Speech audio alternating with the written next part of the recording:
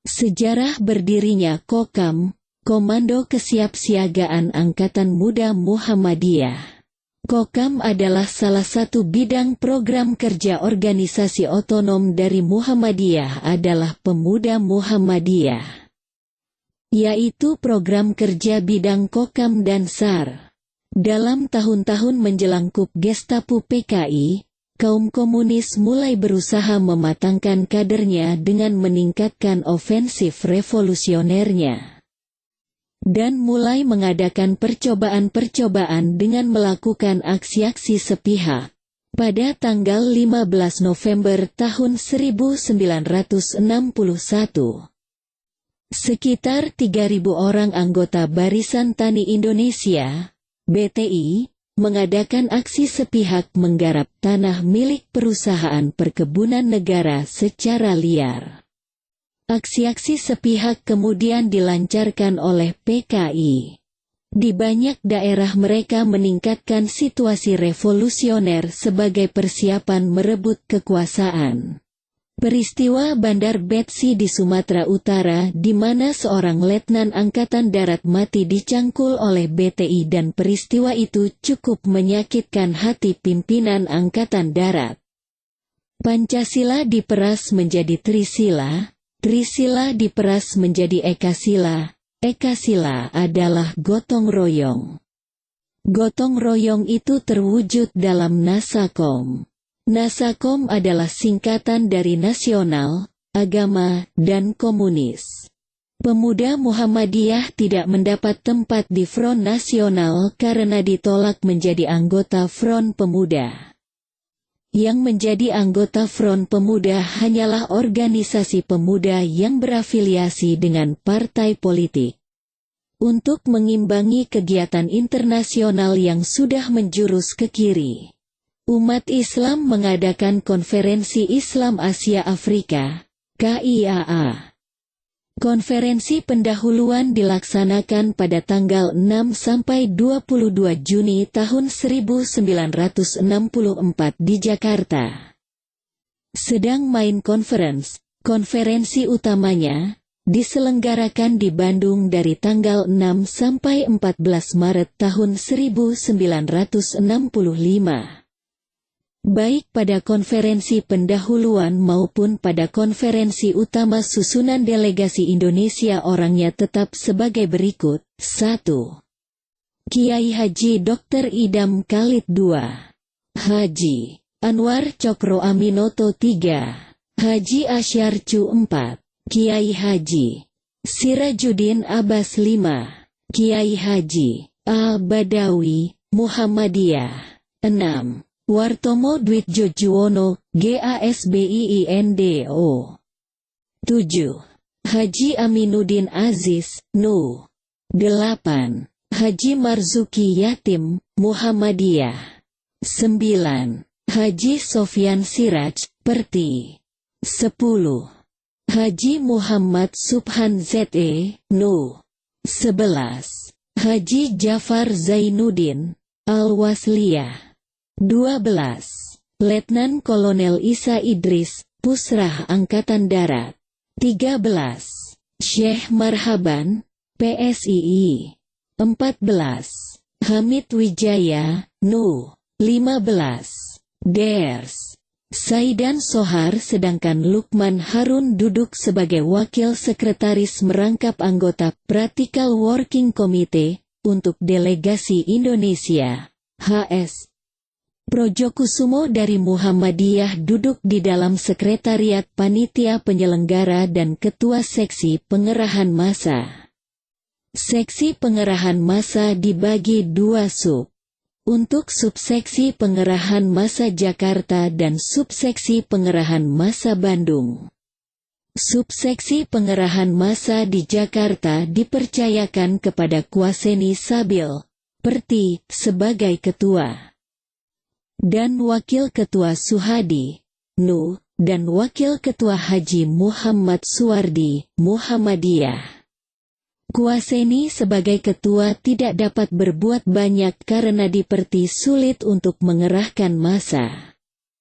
Maka semua kegiatan dipercayakan kepada wakil ketua yaitu Suhadi dan Haji Muhammad Suwardi. Disinilah umat Islam menunjukkan kekuatannya dalam pengerahan massa. Massa umat Islam terdiri tua muda, pria wanita, baik pada waktu penyambutan di Jakarta maupun di Bandung. Penyambutan di Jakarta dapat dibagi dua bagian. Pertama, pengerahan massa di sepanjang jalan yang akan dilalui oleh para delegasi dan di situ umat Islam sambil melambaikan bendera merah putih dan bendera negara peserta KIAA. Mereka mengeluh-elukan dengan takbir Allahu Akbar. Atas usul Ketua Pimpinan Daerah Muhammadiyah Jakarta Raya mengambil inisiatif bersama-sama Pimpinan Daerah Pemuda Muhammadiyah Jakarta di bawah asuhan Letnan Kolonel S. Projokusumo, Ibrahim Nazar, Nurwijoyo Sarjono, Lukman Harun, Sutrisno Muhdam, Ustadz Haiban, dan Haji Muhammad Suwardi, merencanakan mengadakan kursus kader yang dinamakan Kader Takari. Pengkaderan ini tujuannya adalah untuk meningkatkan mental, daya juang keluarga besar Muhammadiyah dalam menghadapi segala kemungkinan. Kursus kader yang dibuka pada tanggal 1 September tahun 1965 ini diikuti oleh 250 orang untuk angkatan pertama terdiri dari orang tua yang bersemangat muda dan angkatan muda laki-laki dan perempuan dari utusan cabang.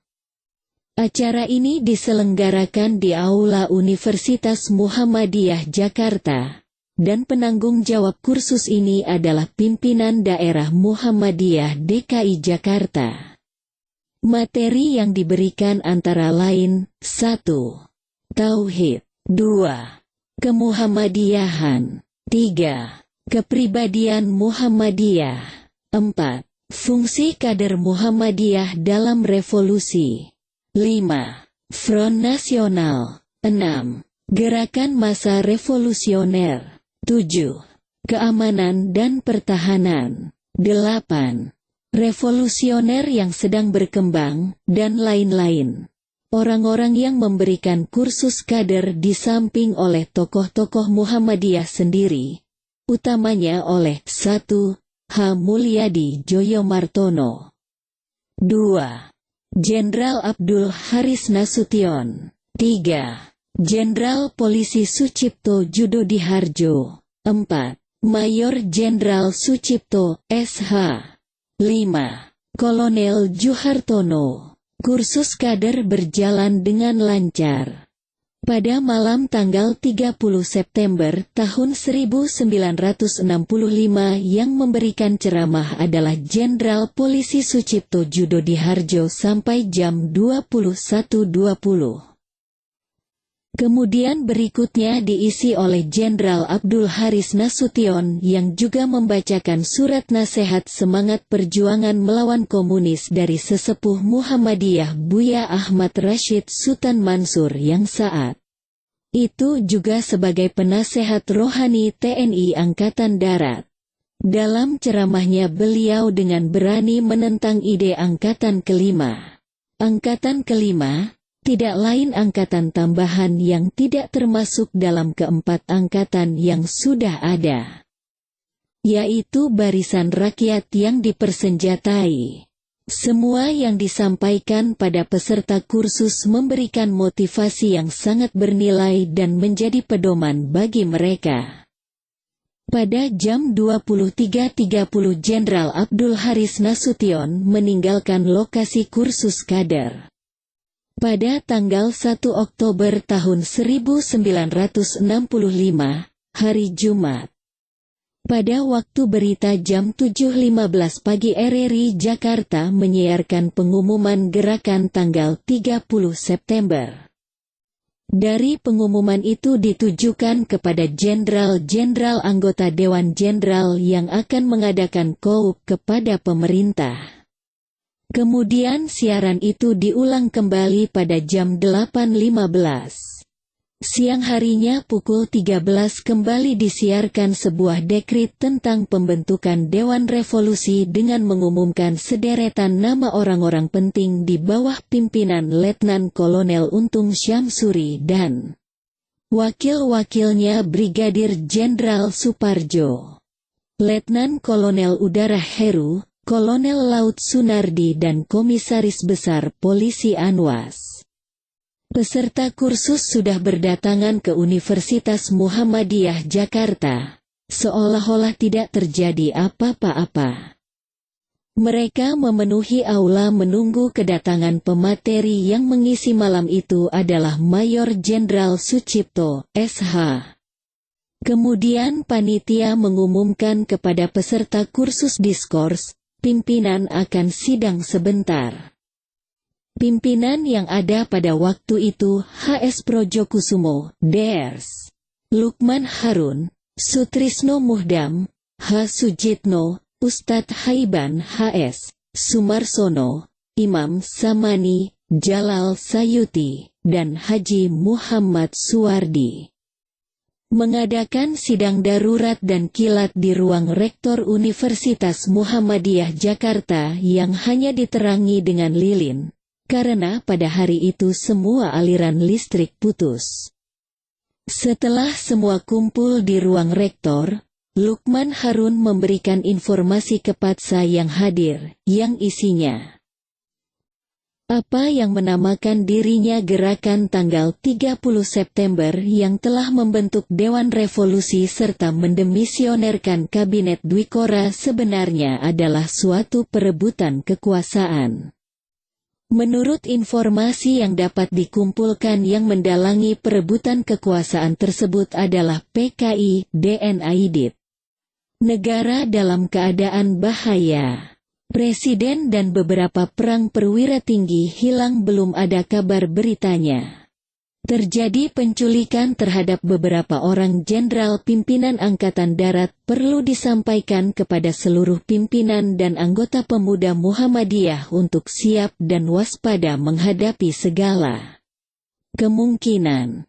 Pada waktu itu Letnan Kolonel S. Projokusumo sebagai kepala piket di Markas Hankam telah mendapat briefing pula di Markas Hankam seputar masalah G30 SPKI pada hari Jumat tanggal 1 Oktober tahun 1965.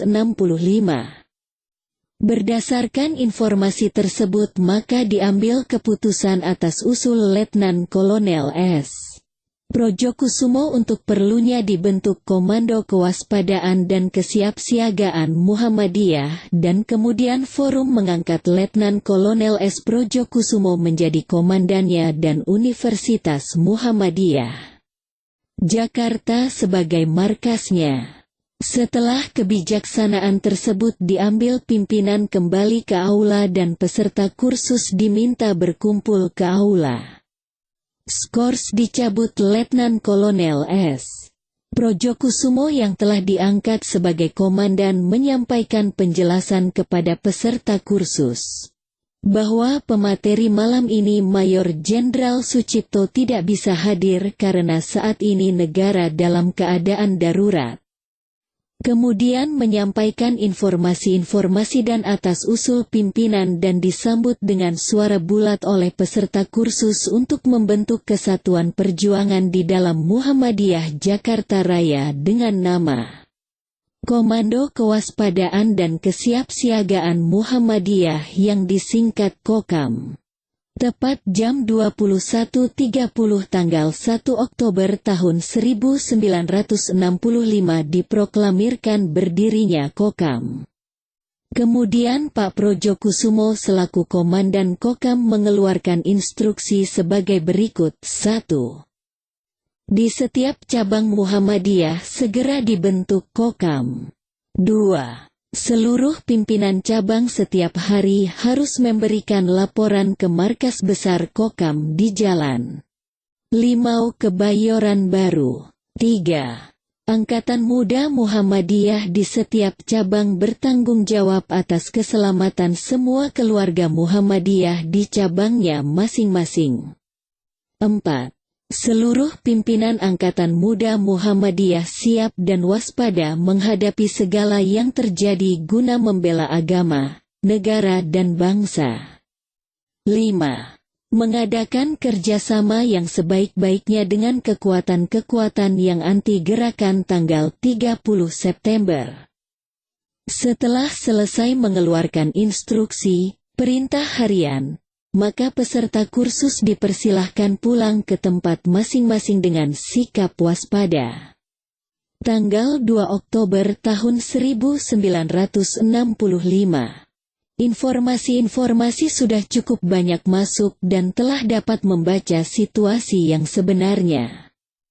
Karena pada tanggal itu Komandan Gabungan Vekoti Brigadir Jenderal Sucipto SH mengundang pimpinan partai politik dan organisasi massa untuk datang ke kantor gabungan Vekoti di Merdeka Barat untuk mendengarkan briefing mengenai perkembangan yang terjadi di tanah air. Brigadir Jenderal Sucipto SH menerangkan segala sesuatu yang terjadi, bagaimana jalannya perebutan kekuasaan oleh gerakan tanggal 30 September. Dijelaskan oleh beliau bahwa perwira tinggi Angkatan Darat telah diculik oleh G30 SPKI. Mereka itu adalah Letnan Jenderal Ahmad Yani, Mayor Jenderal Haryono Mastirto Darmo, Mayor Jenderal Suwondo Parman, Brigadir Jenderal DI Panjaitan dan Brigadir Jenderal Sutojo Siswodimi Harjo. Sedangkan Jenderal A.H. Nasution yang sampai jam 23 memberikan ceramah di kursus kader Muhammadiyah. Yang pada waktu itu jabatan beliau selaku Menteri Kopartemen Hankam atau Kepala Staf Angkatan Bersenjata yang menjadi sasaran utama berhasil meloloskan diri dari usaha penculikan, tetapi putri beliau, Ade Irma Suryani Nasution, tewas akibat tembakan penculik. PERWIS, Perwakilan Istimewa Pimpinan Pusat Muhammadiyah di Jakarta pada tanggal 2 Oktober tahun 1965 mengeluarkan pernyataan mengutuk keras apa yang menamakan gerakan tanggal 30 September dan apa yang disebut Dewan Revolusi. Setelah keputusan Konferensi Kilat Muhammadiyah, seluruh kekuatan keluarga besar Muhammadiyah menjelma menjadi Kokam dan merupakan satu kesatuan organisasi dengan Komando Kokam Pusat bangkit menentang gerakan tanggal 30 September, PKI bersama dengan unsur ABRI. Laporan-laporan pembentukan dan kegiatan Kokam mengalir dari seluruh tanah air.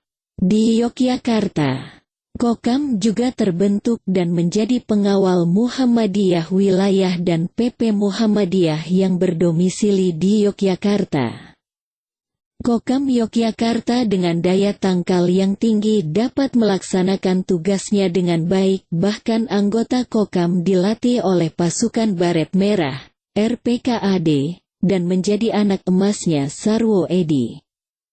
Menurut kisah anggota Kokam tahun 1965-an yang sekarang masih aktif di Muhammadiyah Tempel, Kokam dalam menjalankan tugasnya memang tidak bisa terlepas dari RPKAD, bahkan sering dipinjami senjata, termasuk juga granat. Sebetulnya masih banyak kisah-kisah tentang eksistensi Kokam di wilayah Yogyakarta, termasuk di Turi di mana asal kelahiran Letnan Kolonel S. Projokusumo.